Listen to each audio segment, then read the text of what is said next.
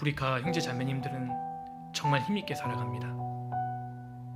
1년에 한두 차례 아프리카 선교를 다녀오곤 하는데 다녀올 때마다 느껴지는 게 있습니다. 야, 정말 나는 라오디게아 시대에 살고 있구나.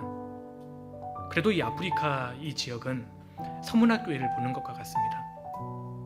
구원받은 형제 자매님들이 구원을 받자마자 가족들에게 복음을 전하고 핍박을 받는데도 불구하고 굴하지 않습니다.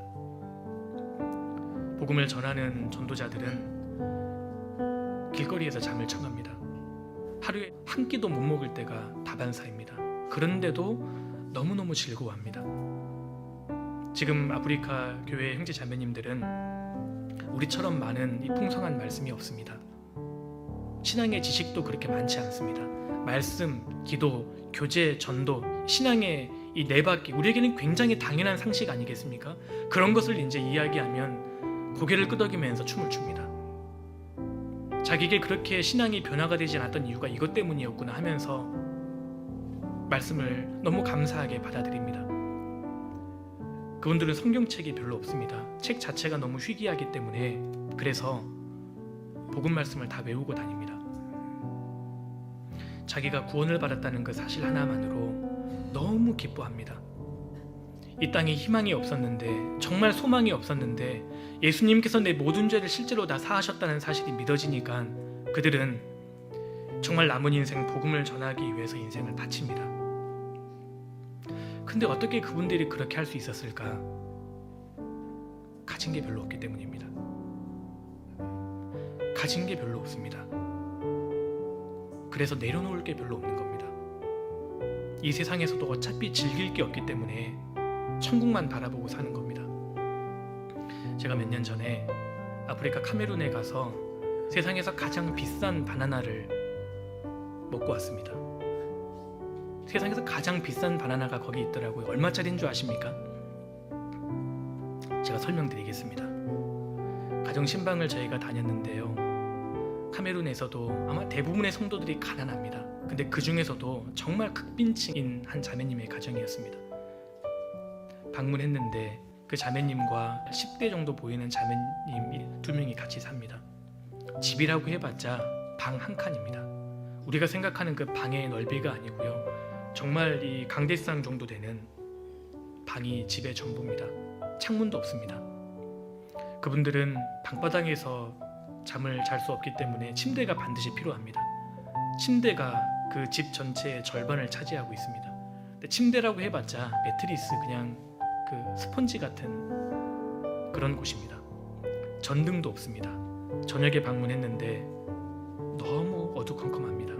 옆에는 또랑물이 흐르는데요. 또랑물의 색깔이 검은색입니다. 어떤 물인지 아시겠죠? 그냥 악취가 납니다.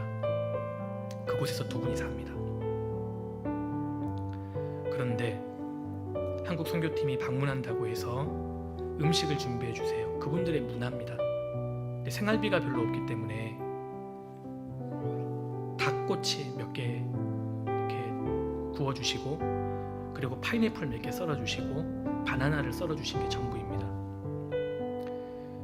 한국 선교팀이 먹을 때까지는 절대 먹지 않으세요. 저희가 이제 먹을 때에는 얼마나 맛있게 먹나 얼굴을 탁 쳐다보십니다. 너무 기대하면서요. 입맛에는 맞나? 저는 압니다. 3달치 생활비 같아요. 이분은 지금 저녁 때라고 말씀드렸지 않습니까? 하루 한 끼도 안 드신 겁니다. 자기들에게 복음을 전해준 믿음의 선배들이란 이유 하나만으로 그걸로 너무 만족스러워합니다. 그분들에게 가서 어떤 말씀을 드려야 합니까? 구원받은 지 그분들보다 오래되었다고 해서 한국에서 왔다는 이유로 어떤 말씀을 그분들에게 드려야 합니까? 드릴 말씀이 없습니다.